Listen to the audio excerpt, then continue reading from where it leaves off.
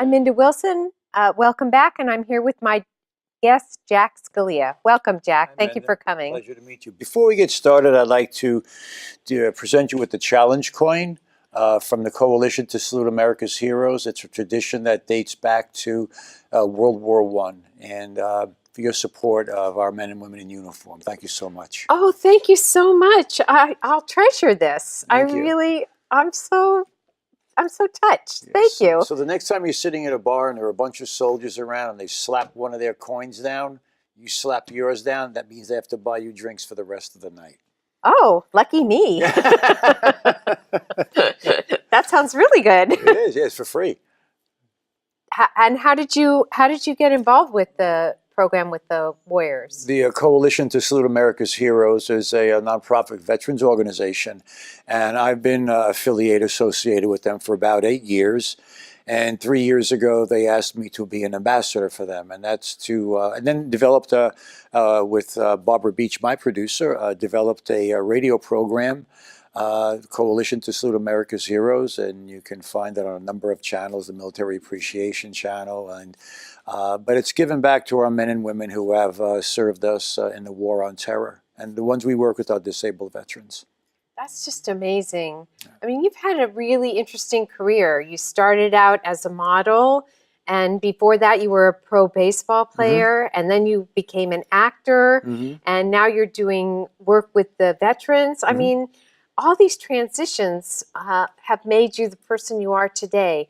What are the key to making a successful transition from one thing to the next? Well, it's an interesting question.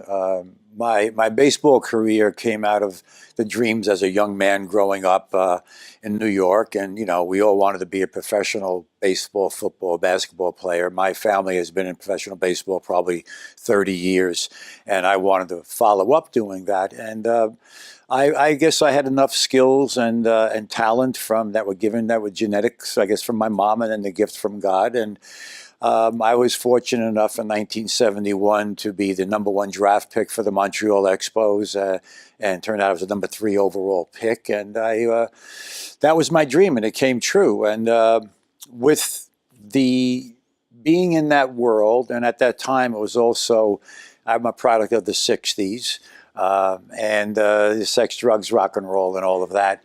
And unfortunately, the addiction that I was developing at that time to drugs and alcohol followed me into my professional baseball career, to where I was dropping acid in spring training and doing crazy things like that. However, an injury, back injury, then an arm injury forced me out of baseball. However, I know that my substance abuse was a great contribution to that.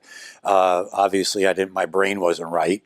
And it did hurt my performance at times, and it led to me ignoring the injury and kept going until the injury got to a place where it said, I can't go anymore, and that was that. And then from there, it's the things you've said, the different careers I've had, it's kind of all been event-driven, or something has happened that has caused me to change a direction. And in a number of years after that, that was in '73. It wasn't until '76 that I went into the modeling world. And I was blessed enough to start to find a lot of success in that. However, I also brought my addiction with me. And during those years, that was with the Studio 54 years. And, you know, you walk in, there's Andy Warhol, and there's this one, and there's that one, and Truman Capote, and Jagger, and that was the group. I was very blessed and had success in that. And got to the point where my addiction to cocaine and alcohol was just took over my life. And I was banned from Studio 54. And when you think of the crazy things that happened there, to be banned from there, you have to do something pretty crazy. I don't remember what it was, but I know I couldn't get back in. Then I went to Munich, Germany on another assignment to get enough money to go into a rehab. And while I was there, it happened to be their Oktoberfest. So I didn't take any drugs, but there was a lot of beer to drink. And then I wound up having I asked if I could have 24 bottles of beer sent up to my room, and they said, well, we can't do that. We only send up 12. And I said, well, send up 12 twice. And they did. And I managed to consume those, and I wound up I don't remember how, but I ended up I was on the 12th floor outside on the window ledge, and I was about to go off, and I heard a voice, and the voice said, before you do what you're about to do, I'm going to run your life before you, and then I'm going to give you a choice. So my life went before me, and there was desperation, despair, anger, hate, debris of wreckage of my past. And then the voice said, if you're going to continue doing with what you've been doing with your life, step off. But if you want your life to change, step back, reach out, I'll be there for you. And I found myself back in the room with the phone in my hand, and my friend Joey Hunter, best friend then, best friend to today, said, get on the first plane out, you're in the rehab tomorrow. And I went back to New York, got into a rehab. That was September 23rd, 1979. September 27th, 1979 was my first sober breath. And I maintained that for many years. And then I just decided one day I want to start acting. And I started to take classes at Carnegie Hall, room 704, Mr. Modica. And I was very blessed. 6 months later, I did a mini-series with Rock Hudson and Suzanne Plachette and Brenda Vaccaro and all these great names. And went back to New York 3 months after that. Rock asked me if I'd play his son in a television series, which I did. And then I've been in the business for 35 years, and Emmy nominations and all sorts of other things, and working with terrific, great, wonderful people, Cuba Gooding and Ernest Borgnine, and just the list goes on, and becoming friends with Sidney and Joanna Portier and the Copelsons and Jackie Collins, my best friend, and just wonderful experiences. And as long as I was staying engaged with my 12-step program and doing the things that I was supposed to do, my life was going fairly well. A beautiful wife, 2 beautiful children, and I had great, wonderful success. However, it seems that whenever I decided to take over and to push him, I can drive now, I'll handle this, I kind of ran off the road all the time and ended up upside down in a ravine somewhere, metaphorically speaking. But I did do that literally too. But the thing is that you talked about, kind of getting started again and reinventing. And the idea is that it's been event-driven for me. And then on March 1st of 2015, I had completely got away from my program. I had a number of injuries and surgeries that needed knees and shoulders rebuilt and things like that. And I got back around the painkillers and wasn't doing more than what the doctors said I can do. It's not the doctor's fault. It was me managing my own life as opposed to asking the Father to take care of my life and manage me. And I wound up on March 1st, 2015, I OD'd and woke up in a hospital. And didn't know how I got there, except my daughter Jacqueline was there, and my other daughter Olivia was on the way. And I woke up, and it was that incomprehensible demoralization that my daughters, for the first time, saw me without the Superman costume, and that was very difficult. So, what I believe in life for me is that 99% of what happens in my life happens with my permission. I've given it the opportunity, I've invited it in, whether it's a relationship, whether it's financial decisions, my physical state, whatever it is that I've decided to take over and do things that were highly unhealthy for me, knowing how I need to manage and be disciplined in my life, and having really completely gotten away from talking to my sponsor, my 12-step program, I was seeing psychiatrists and therapists. I was having brain scans. I thought I was going insane. And it really wasn't that. It's that I got away from what I knew what worked. So if it's working, don't fix it. Don't meddle with it. Leave it alone. Just keep applying yourself. And what happened is that all of that beauty in my life just kind of went away. And with that event that happened on March 1st, Sunday I came to, there's my daughter Jacqueline, my daughter Olivia on the phone, and I realized that I completely gotten away from everything that had been rewarding and successful and gratifying and for me in my life, what I thought were the important things. And then what happened is that I had to get redirected because I completely lost myself. And the look on my daughter's face and hearing my daughter Olivia's voice, it just crushed me. And I said, okay, you got to do something. And then I went back to the basics. I went back to taking care of myself physically. I stopped isolating, which is a bad thing for me. Wouldn't pick the phone up, wouldn't talk to people, didn't respond to calls, didn't respond to mail. And I just had to go back to him, to God. And that's my higher power. That's where I get my energy from and my love from, and that I'm able to give it to my family. The better I take care of me, the better I take care of everything and everyone around me, the people I love especially. So went back to the program, doing the things I'm supposed to do. My life started to get better. I started to get healthier. I started to come out of what we call the mucus, that crazy mind, my self-will run riot, my shortcomings, my defects of character. And slowly but surely as time went on and I kept applying myself, then I started to refocus. And the important things in life became once again my priorities. Taking care of myself, my conscious contact with God, my daughters, and also going back to working with and applying myself to working with the veterans.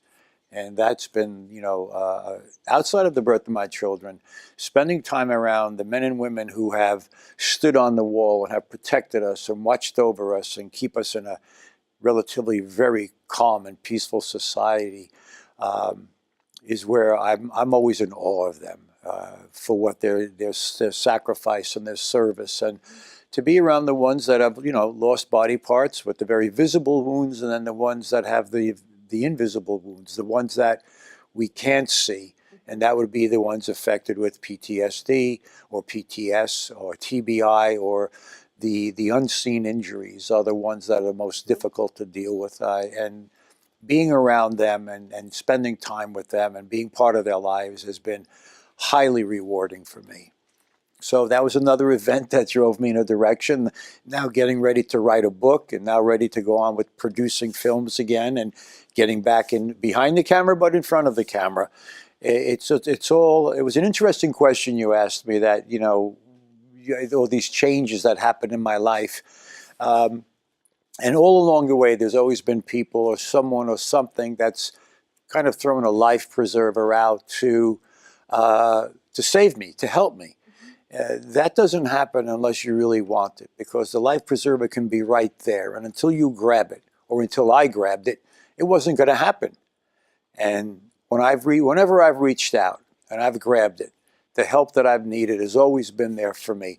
And then it becomes up to me to do the footwork, to take the next step, to do the next right thing, to not let anything in that's going to influence me to do something that is contrary to the true character person that I am, and to also honor the gifts that I've been given by God and my parents.